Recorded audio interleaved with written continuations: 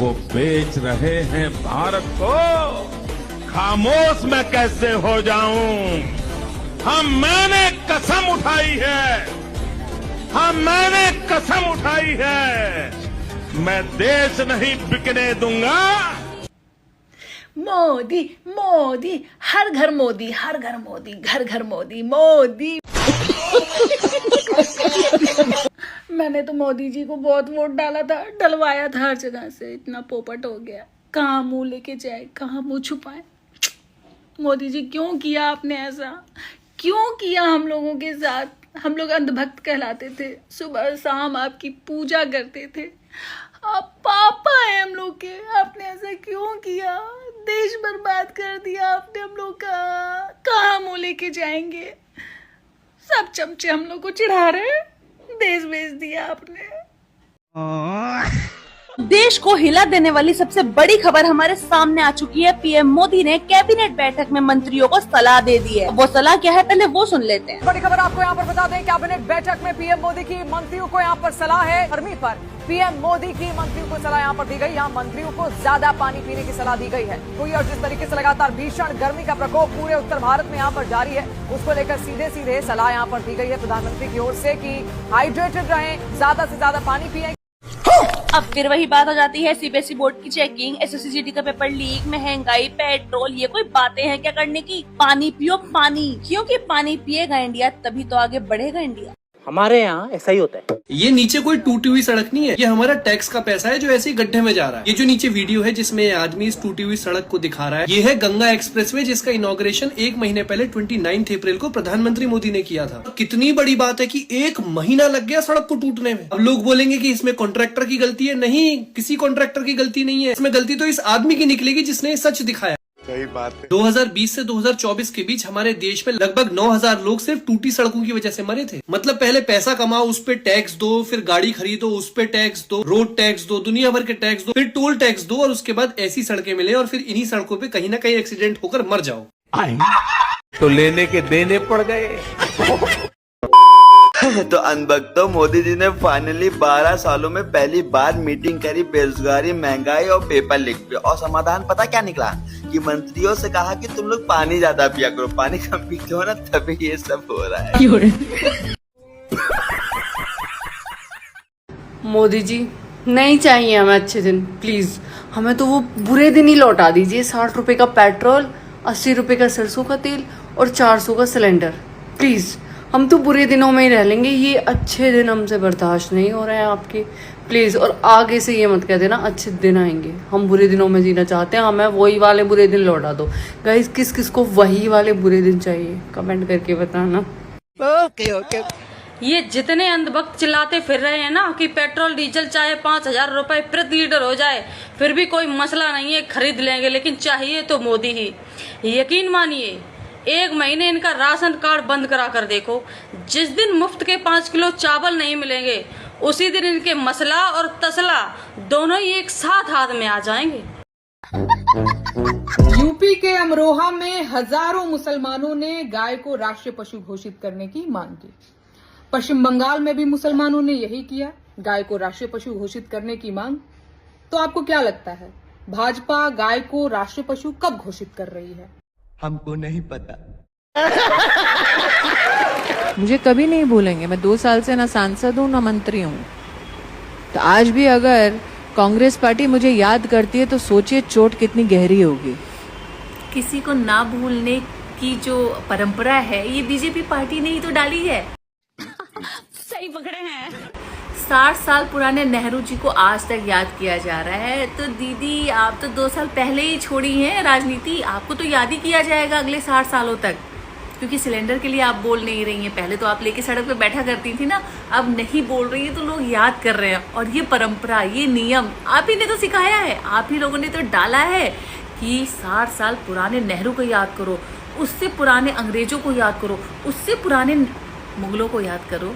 तो ये जो मेमोरी सब लोग भूल रहे थे ना, याद दिलाने की परंपरा आप ही ने डाली है।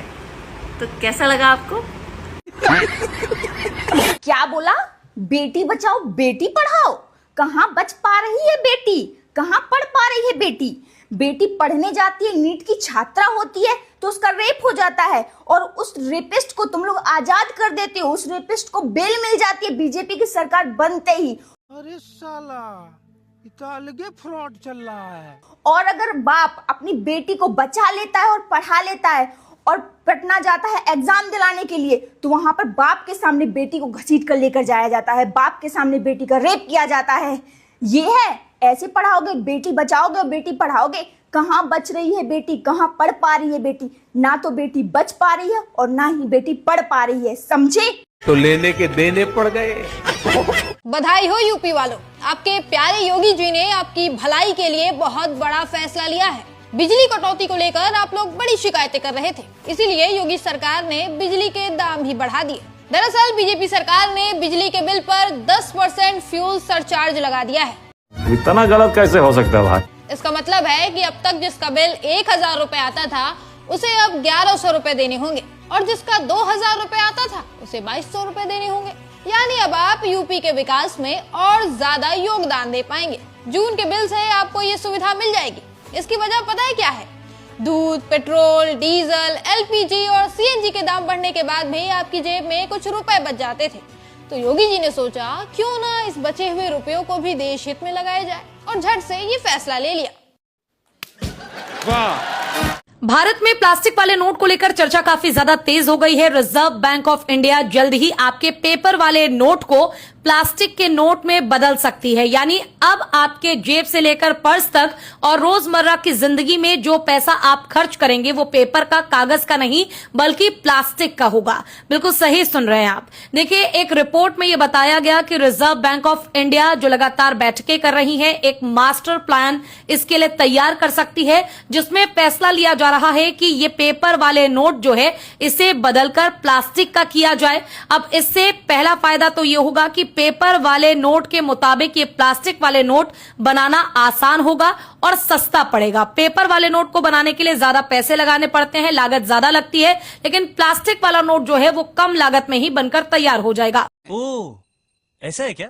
दूसरी चीज, इससे नुकसान नहीं होगा। देखिए, पेपर वाला नोट जो है वो बहुत जल्दी कभी भी फट जाता है, गल जाता है और जो उसकी लाइफ टर्म है वो बहुत ज्यादा शॉर्ट होती है। लेकिन जो प्लास्टिक वाला नोट होगा, यानी जो पैसा होगा, वो ना तो कभी फटेगा ना कभी गलेगा और जो लाइफ टर्म है उसकी वो भी काफी लॉन्ग होगी। वो नोट आराम से काफी लंबे समय तक चल पाएगा। इसीलिए इस पर प्लान किया जा रहा है ताकि एक ऐसा नोट, एक ऐसी करेंसी बनाई जा सके भारत में जिसकी लाइफलाइन भी लॉन्ग हो, जो कटे फटे या गले ना। इसके अलावा उसे बनाने में भी कम लागत लगे, क्योंकि जो पेपर वाले नोट है उसे बनाने में लागत भी ज्यादा लगती है और उसकी कॉपी भी आसानी से जो स्कैमर्स हैं वो लोग कर पाते हैं और नकली नोट बना पाते हैं। तो कहीं ना कहीं इसे ऐसे भी देखा जा रहा है कि नकली नोट पर रोक लगाने के लिए ये रिजर्व बैंक ऑफ इंडिया का प्लान है।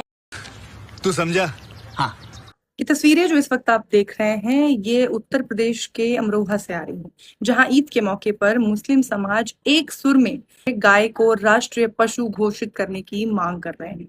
उन्होंने कई जगहों पर, पश्चिम बंगाल में, राजस्थान में, ये तस्वीरें आपने देखी होंगी, जहां से हर जगह जब लोग नमाज पढ़ने के लिए इकट्ठे हुए तो उन्होंने कहीं सिग्नेचर कैंपेन चलाया तो कहीं नारों के जरिए, पोस्टर्स के जरिए अपनी इस मांग को सरकार के आगे रखा। इसके अलावा तमाम जो स्कॉलर्स हैं, जो उलेमा हैं, उन्होंने भी अपनी ये बात आगे रखी कि इस देश में गाय को राष्ट्रीय पशु का दर्जा दिया जाना चाहिए। अब देखना यह है कि गायों के नाम पर सबसे ज्यादा राजनीति करने वाली पार्टी बीजेपी कब गाय को इस देश में राष्ट्रीय पशु का दर्जा देती है। बात तो सही है। तो दोस्तों, जैसे कि आप लोगों ने देखा कि हमारे देश में तो बहुत ही जल्द प्लास्टिक वाला नोट आने वाले हैं, तो इस पर आप सभी का क्या प्रतिक्रिया है, तो आप लोग अपना प्रतिक्रिया कमेंट बॉक्स में दीजिएगा। और हाँ, अगर चैनल पे नए आए हो तो चैनल को सब्सक्राइब कर लीजिएगा ताकि आपको इसी तरह हर एक नई वीडियो देखने के लिए फटाफट मिलती रहे। तब तक के लिए टाटा बाय बाय।